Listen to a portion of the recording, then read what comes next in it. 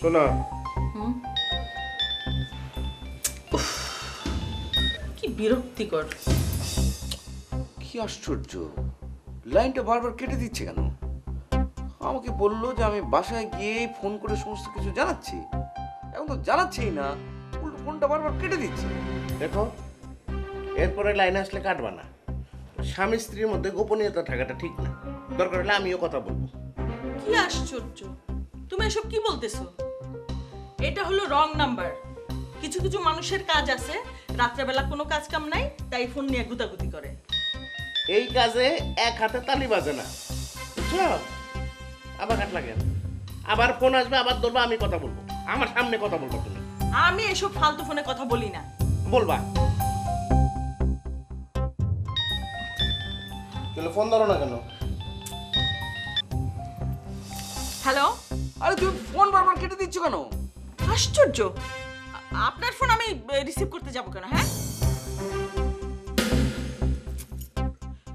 শুনুন, মাঝ রাতে মানুষকে ফোন করে বিরক্ত করা এটা কোন ধরনের অসভ্যতা? হ্যাঁ, আরে তুমি এসব কি বলছো? আমি আর কখনো আমাকে ফোন করবেন না, স্টুপিড কোথাকার।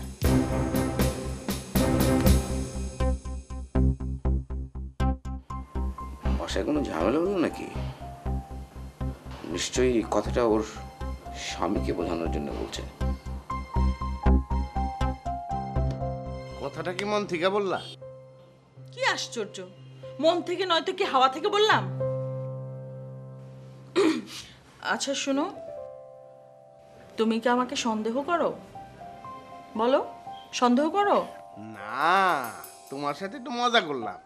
ওই যে তুমি ফোনে যেরকম উল্টা দিকের মানুষের সাথে মজা করো, সেই রকম আর কি মজা করলাম। তুমি কি বললা?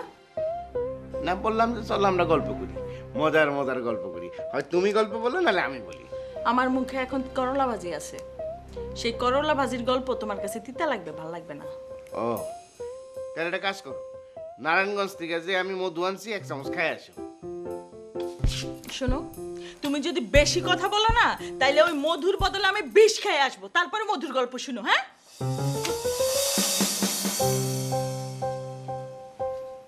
মধু, মিষ্টি গল্প করতে মধু। আচ্ছা শোনো, বিষটা খাইয়া না আমার একটু টেস্টটা বইলো, ঠিক আছে?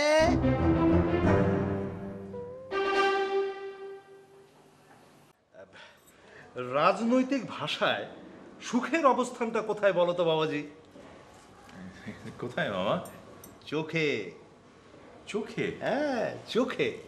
কারণ যতক্ষণ তোমার চোখ সন্তুষ্ট না হবে ততক্ষণ পর্যন্ত তুমি কিন্তু মনে শান্তি পাবে না।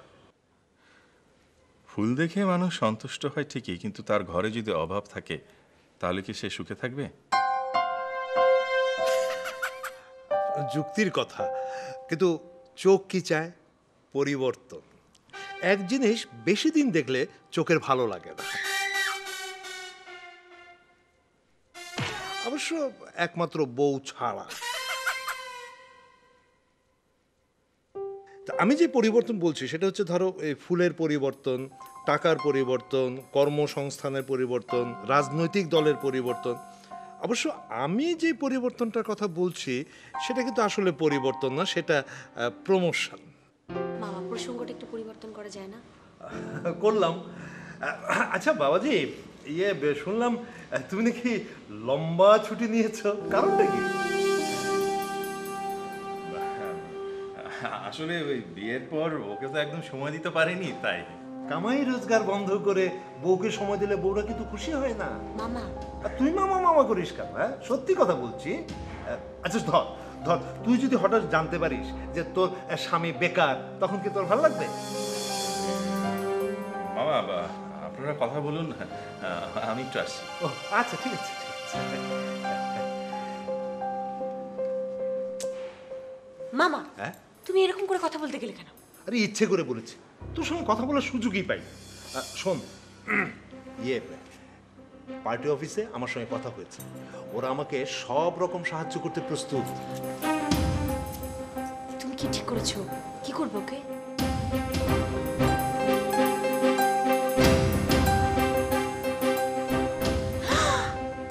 একেবারে গণধুলাই। মামা মরে টরে যাবে না তো দেখো। আরে দূরও, গণধোলাইতে মারা গেলে কারো ওপর কোনো দোষ আসে না। যাকে শোন, আগামীকাল থেকে কিন্তু অ্যাকশন শুরু হয়ে যাবে। মামা খুব সাবধানে, এই বাড়ির চাকর বাকর যেন টের না পায়। আরে দূর, তোর মামা পলিটিক্স করে না? হ্যাঁ শোন, রাজনৈতিক হয়রানির মধ্যে ফেলে দেবো। হ্যাঁ, তুই তোর স্বামীর সেবা করতে থাক, আর আমি ওই বদমাশ বিচ্ছুটার সেবা করছি। তোর খুব ক্লোজ না হলে আমার মনে হয় ব্যাপারটাতে তোর ইনভলভ না হতে বেটার। ওর তো ঢাকায় কেউ নেই। অলরেডি এর আগেও অ্যারেস্ট হয়েছিল।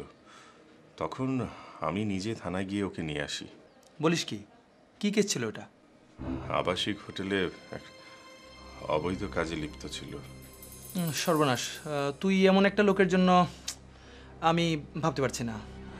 হ্যাঁ, আমিও ভাবতে পারছি না এখন আমার কি করা উচিত।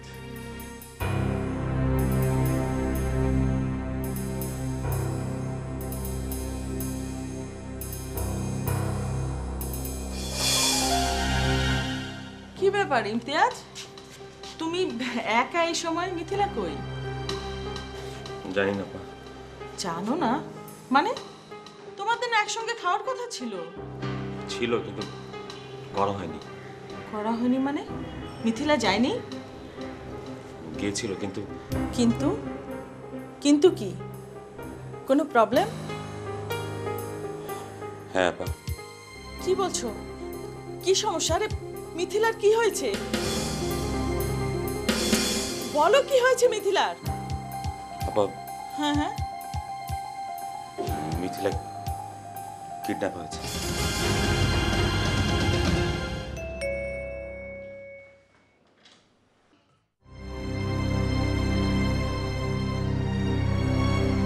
আপনার বোন কিডন্যাপ হয়েছে, আপনি শিওর হলেন কি করে?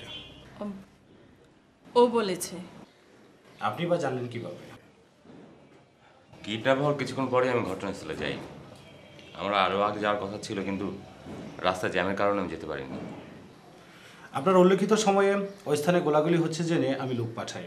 ওরা গিয়ে শুনে গুলিবিদ্ধ লোকটিকে অন্য এক লোক সিএনজিতে করে নিয়ে যায়। আপনি কি সেই লোক?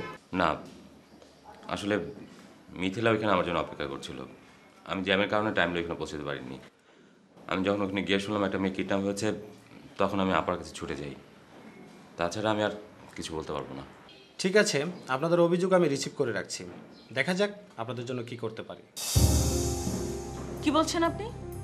22 বছরের একটা ইয়াং মেয়ে কিডন্যাপ হয়েছে আর আপনি কি সুন্দর দায়সারা ভাবে বলে দিলেন ঠিক আছে দেখছি। What is this? আপনি রাগ করছেন কেন? রাগ করবো না কেন? বোনটা যে আমার। চেষ্টার কোনো ত্রুটি হবে না। শুনুন, আজকের মধ্যে আমার বোনকে ফেরত চাই, আদারওয়াইজ আমি কিন্তু উপর মহলে যেতে বাধ্য হব। না না, উপর মহলে যেতে হবে না।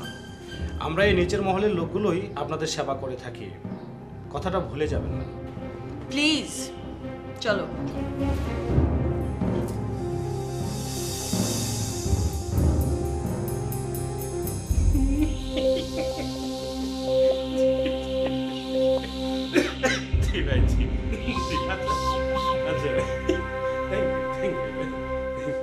ভাই, হ্যাঁ বল। ভাই ও বলতে চাইছিল যে আমাদের স্পটটা চেঞ্জ করা উচিত। কেউ যদি পুলিশে বইলা দেয়?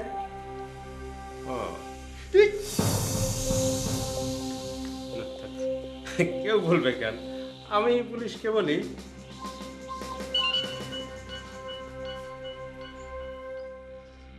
হ্যালো, হ্যাঁ হ্যাঁ বলেন।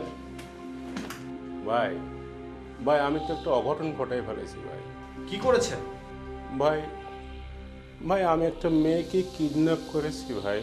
আপনি এখন আছেন কোথায়? তা তো বলা যাবে না, তা বলা যাবে না। আমাকে বললে সমস্যা কি? আমি তো আপনাদেরই লোক। একটু সমস্যা আছে ভাই, নিজেদের লোক হলেও এই কেসটা একটু অন্যরকম ভাই। ভাই এই মেয়েটাকে আমি বিয়ে করতে চাই। আমি আশা করি যে আপনি নিজে উপস্থিত থেকে বিয়েটা সাক্ষী থেকে পড়িয়ে দেবেন। আরে না না, কোনো সমস্যা নেই, আমি এক পায়ে দাঁড়িয়ে আছি। আপনি হুকুম করলেই আমি হাজির। ঠিক আছে ভাই, ধন্যবাদ। আমি আপনাকে সময় মতো ঠিকই জানাবো। ভাই